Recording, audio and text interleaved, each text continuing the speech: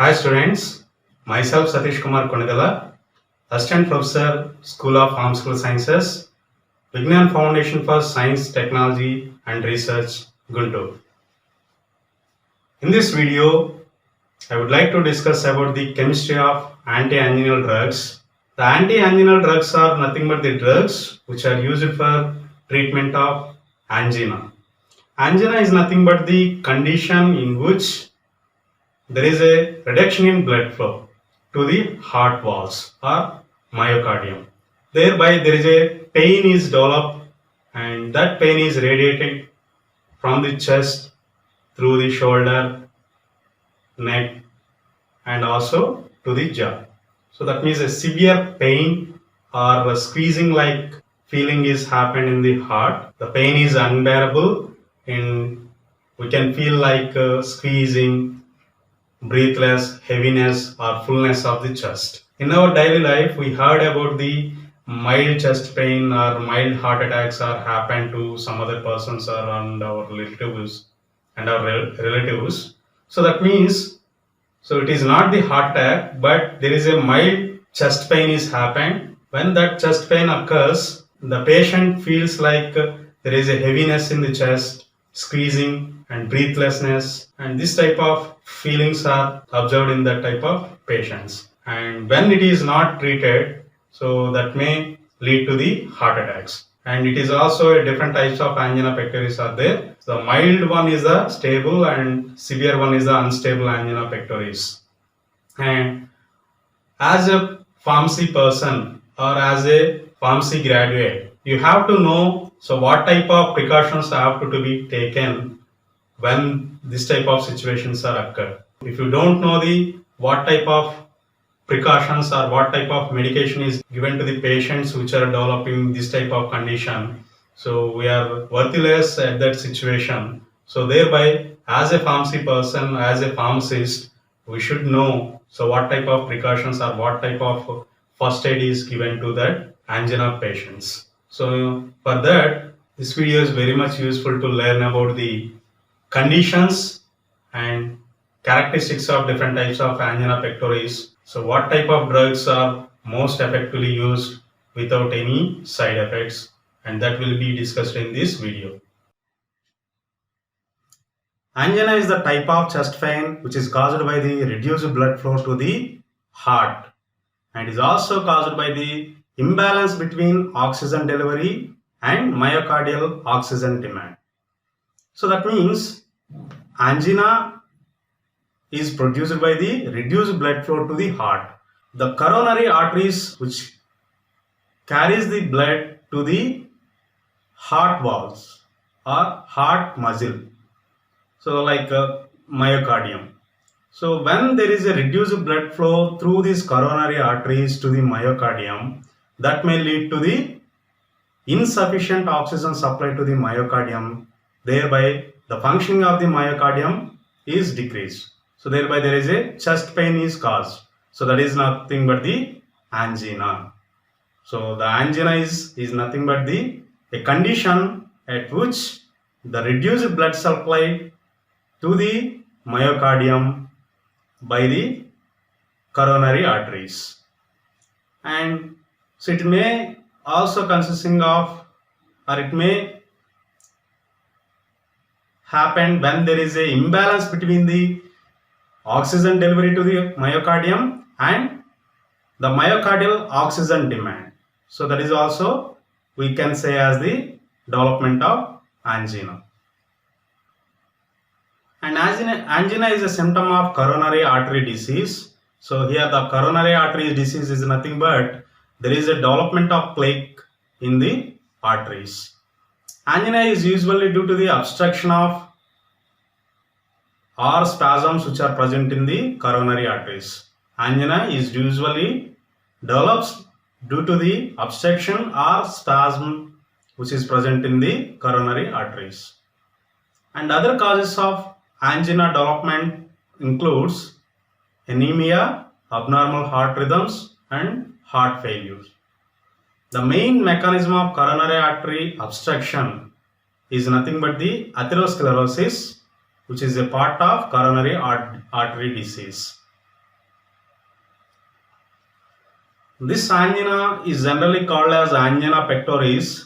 The angina pectoris is the term which is derived from the Latin word anger and pectus. Anger is nothing but to strangle.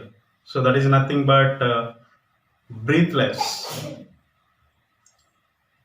Strangle is nothing but the breathless. Pectus is nothing but chest. So there is a breathless condition or suffocation condition in the chest is called as the angina pectoris. And here is a flowchart for causes which may lead to the angina.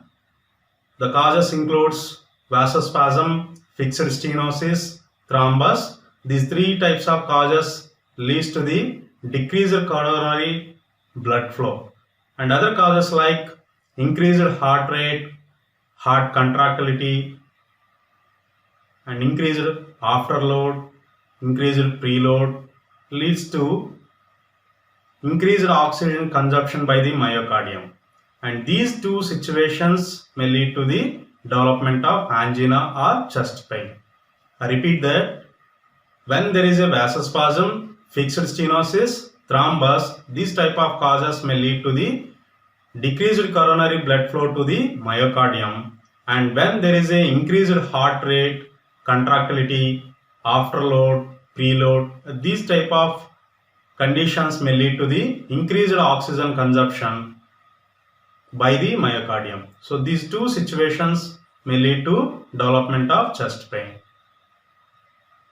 Here we can observe the coronary arteries when there is a plaque or in normal condition. So here it is the normal coronary artery. So there is no obstruction in this. So the blood is flow without any obstruction. But in case of artery with plaque, here it is there is some plaque is developed, and due to the development of this plaque, so the blood flow is obstructed. The blood flow having some obstruction, thereby the blood supply is reduced to the myocardium, and this condition may lead to the angina.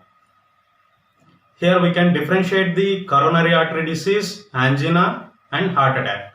So in case of coronary artery disease, plaque is buildups in an artery. So that means when there is a buildup of plaque in arteries, that condition is called as a coronary artery disease. In case of angina, so due to the development of this plaque, so there is a harder for blood to get through the artery. So that means the blood flow takes some harder way to reach the myocardium. So that condition is called as the angina. And heart attack is nothing but a complete obstruction of the blood to the myocardium by the blockage of arteries. So when there is a block is happened in the arteries, the blood is not supplied to the myocardium. In that condition, heart attacks is developed. So this is the differentiation between the coronary artery disease, angina, heart attack. So I repeat, in case of coronary artery disease, so there is a development of plaque in the arteries. The development of plaque is nothing but coronary artery disease. And in case of angina, so the development of plaque in the arteries will generate a condition, so that is harder for the blood to get through the artery to reach the myocardium. And in case of, so that means there is a obstruction. That means there is a obstruction. So due to the obstruction, blood flow is difficult to reach the, so there is a difficulty in blood flow to the myocardium. So that condition is called as angina. And in case of heart attack, complete obstruction or complete blockade of the artery, so thereby the blood is not supplied to the myocardium. That condition is called as heart attack. The symptoms of angina includes chest pain with discomfort, pressure, heaviness, squeezing, burning or fullness of the chest. It also includes pain in your arms, neck, jaw, shoulder or back accompanying the chest pain. So that means there is some pain which is radiating from the shoulders to the jaw. So this type of symptoms is observed in the angina. So in sometimes we can find the nausea, fatigue, shortness of breath, sweating, dizziness. So these are the other symptoms which is observed in case of angina. And comes to the types of angina, there are three types of angina are present. First one is a stable angina, second one is a unstable angina, and third one is a variant angina, also called as fringe metal angina. And when you observe the different types of angina, so this is the normal artery. So in normal condition, the artery is like this. That means there is no obstructions, there is no narrowing of the arteries. And in case of stable angina, there is a development of plaque. By the development of this plaque, the internal diameter of the arteries are narrowed, so thereby there is obstruction is developed. In case of unstable angina, along with the plaque, so there is a development of blood clot, so which can partially or completely blocks the arteries. And in case of variant angina, there is a spasm of the arteries. So due to this spasm, there is a narrowing of arteries, and that may develop the obstruction to blood flow through the arteries. So these are the three different types of angina pectoris. There are different types of conditions for the three types of angina, and we can see the characteristics of these three types of angina one by one. So in case of stable angina, it consisting of different types of characteristics like which is developed when the heart works harder. For example, in case of exercise or climbing the stairs, so in that situation there is a chance for development of stable angina, and it usually be predicted, and the pain is usually similar to the previous types of chest pain, so which they have, and it may last about 5 or less than 5 minutes, so that is a shorter duration of time. The chest pain is disappears sooner after rest or use of any angina medication, and the severity, duration and type of angina can vary, and the new or different symptoms other than these may have the chances to development of more dangerous form of angina, that is unstable angina, or it may lead to the heart attacks. And stable angina is the most common form of angina, and which is usually happens when the person is exerted himself and it lasts away when the person is at rest. Here we can observe the pictorial representation of stable angina. So this is the artery lumen in normal condition. When there is a heavy work or heavy exercise or any excitation of the patient, that may lead to the development of atherosclerotic plaque, and it further progress to develop the stable angina. That means there is obstruction developed by the progress plaque growth to the blood flow. Here are some characteristics we already discussed about the stable angina. So there is a fixed pattern or exceptional chest pain is happened in case of stable angina, and this chest pain or pattern of the chest pain is not changed with the respiration or body position or tenderness. So this pain is considered as a dull pain. That means a compressing, squeezing and crushing like sensation is present in the chest pain, and it lasts about 15 to 30 minutes. So that means a shorter duration, and so this pain is relieved by rest or by taking the sublingual nitrates, and it is usually the pain is radiated to the jaw or left arm through the shoulders. And when you see the characteristics of unstable angina, it occurs even at rest. Unlike the stable angina, so the stable angina generally happens when the person is working harder or when there is excitement himself.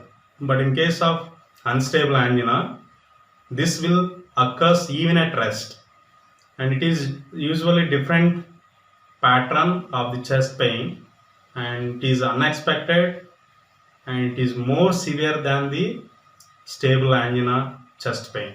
The chest pain may be persist about 30 minutes or longer time. The chest pain in case of unstable angina doesn't disappear with rest or when you take in the angina medication. It might be signal to the heart attack. So this unstable angina may lead to the heart attack.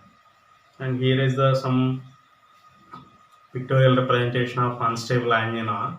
In normal condition, the artery is like this, and during the development there is a development of plaque, and along with this plaque there is a blood clot is developed, and that can create the obstruction to the blood flow.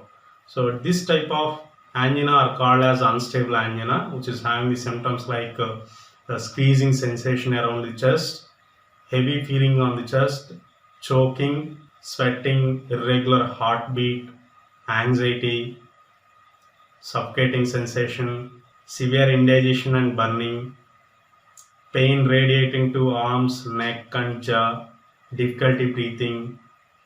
So these are the some symptoms of this unstable angina.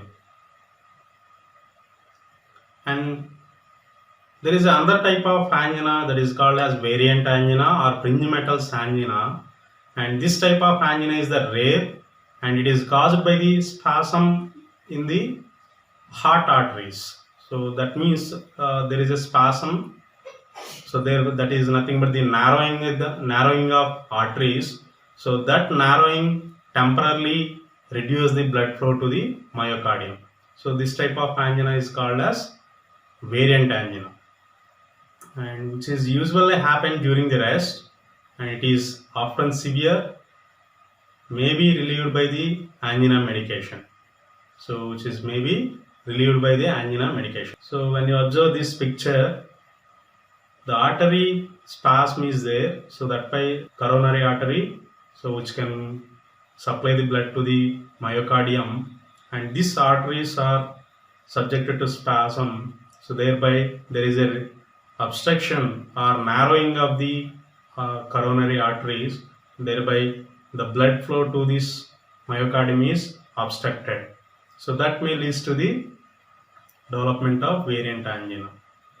And when you see in the therapy, so the principles involved in the therapy of angina, in case of stable or angina of effort, first type of angina, so for the treatment of this stable angina, we'll use the long-acting nitrates, calcium channel blockers or beta blockers. So these three are generally used in the treatment. In case of unstable angina, so along with the plaque, there is a blood clot is developed, and for relieving that blood clot or thrombic occlusions, so there is a utilization of anticoagulants and antiplatelet drugs for the treatment of this unstable angina. In case of vasospastic angina or variant angina, we'll use the nitrates and calcium channel blockers to relieve the ischemic episodes.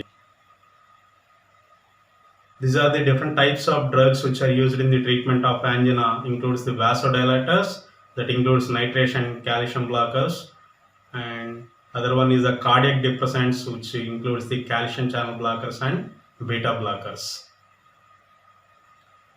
When you see in the classification of anti-anginal drugs, there are different types of classification. First one is the nitrites and nitrates.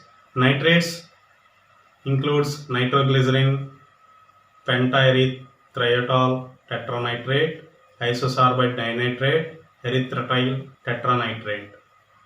And nitrites includes amyl nitrite, sodium nitrite, nitroprusside sodium. Second one is the beta adrenergic blocking agents. Example is propranolol. The third one is calcium channel blockers. They are subdivided into 1,4 dinitropyridine derivatives. Example is amlodipine, nifedipine, nitridipine, felodipine, nimodipine, and nisodipine. And second subclass is diphenyl alkylamine derivatives. Example is verapamil. Third one is a benzothiazepine derivative. Example is diltiazem. Fourth one is a diamino propanol ethers. Example is bepredil. isradipine, benidipine, nicardipine, lacadipine, manidipine. And the fourth class of these anti-anginal drugs are nothing but the cardiovascular glycosides, which includes digoxin, digitoxin, and viabion. Last one is the miscellaneous agents, which includes dipyridamole, cyclindolate, aspirin, myoflavine. So these are the different classes of drugs which are comes under the anti-anginal drugs. And now we can see the chemical structures of these drugs. First one is the nitrites and nitrates. So the chemical structure of amyl nitrite includes it consisting of the nitro group. This nitro group is attached to the carbon chain. In case of nitroglycerin, it consisting of 3 nitro groups which are attached to the glycerin moiety. In case of erythritol tetranitrate, it consisting of 4 nitro groups. In case of penta erythritol tetranitrate, it is also having the 4 nitro groups. In case of isosorbide dinitrate, which are having the 2 nitro groups, and last one is a nitroprusside sodium. In case of sodium nitroprusside, the ferric ion is attached to the cyanide and nitro group, and it is also having the sodium complex. And when you observe the mechanism of action of nitrates generally having the nitro group in their structure, and this nitro group is reduced to form nitric oxide by the action of mitochondrial enzyme, that is nothing but aldehyde dehydrogenase. That means the free nitro group is released and which will be converted into nitric oxide, and this nitric oxide activates the guanyl cyclase by interacting with its heme group, and this activated guanyl cyclase will convert the GTP to cyclic GMP. And when there is a development of cyclic GMP, when you observe this image, we can easily understand the mechanism of action of nitrates. When the nitrates are entering into these cells, the nitrates consisting of nitro group is converted to nitric oxide by the action of mitochondrial aldehyde dehydrogenase 2, and this nitric oxide will activate the guanyl cyclase. Thereby this guanyl cyclase will convert the GTP to cyclic GMP, and this cyclic GMP will dephosphorylate the myosin light chain phosphate. So this is the complex which can produce the contraction. Generally the myosin light chain phosphatase is producing the contraction, but this myosin light chain phosphate is dephosphorylase by the action of cyclic GMP. Thereby there is a dephosphorylation of myosin light chain, so that decreases the interaction between the actin and myosin filaments. Thereby there is no contraction occurs. That means that the contraction is decreased, thereby the relaxation will occurs. And the another way of relaxation which is produced by the nitrate is nothing but decreasing the intracellular calcium. So this is the another way of nitrates action. When you observe the metabolism of nitrates, all organic nitrates are subjected to first pass metabolism, not only by the glutathione nitrate reductase which is generally present in the liver, but there is some extrahepatic tissues. In that case also it is subjected to metabolism. The metabolites which are produced from the nitrates are also having some vasodilator activity. Example is isosorbate dinitrate. So in this case the metabolites, the primary metabolites are obtained by the action of liver glutathione nitrate reductase, so which can produce the two metabolites, that is a 2 and 5 isosorbate mononitrates, and they can have the vasodilation activity.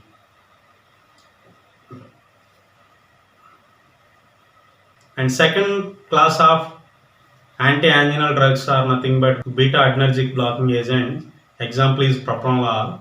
When you see in this chemical structure of propranolol, so it consisting of naphthol moiety. To that naphthol moiety, carbon chain is attached.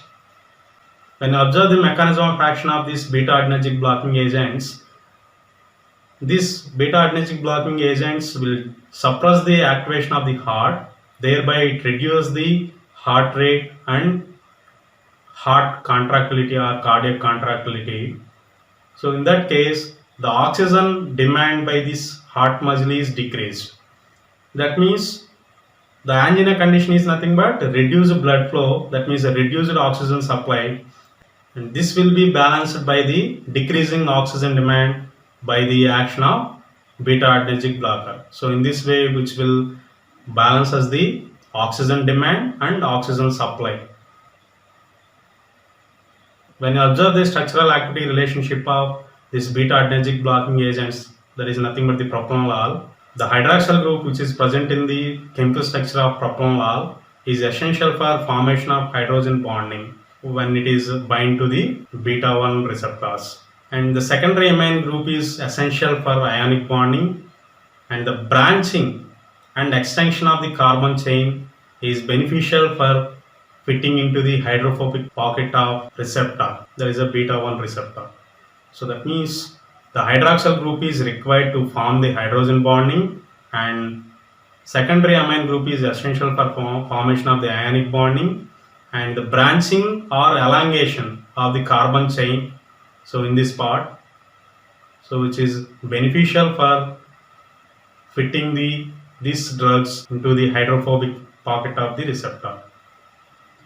Up to now we discussed about so what is meant by angina, types of angina, difference between the angina, coronary artery diseases, heart attacks, and how the different types of anginas are produced, and so what are the different types of anti-anginal drugs are used for the treatment of angina, and that we discussed about the nitrites and nitrates as well as the beta adrenergic blockers. In next class, we are going to discuss about the remaining chemical classifications of anti-anginal drugs along with mechanism of action and structural activity relationship. Thank you.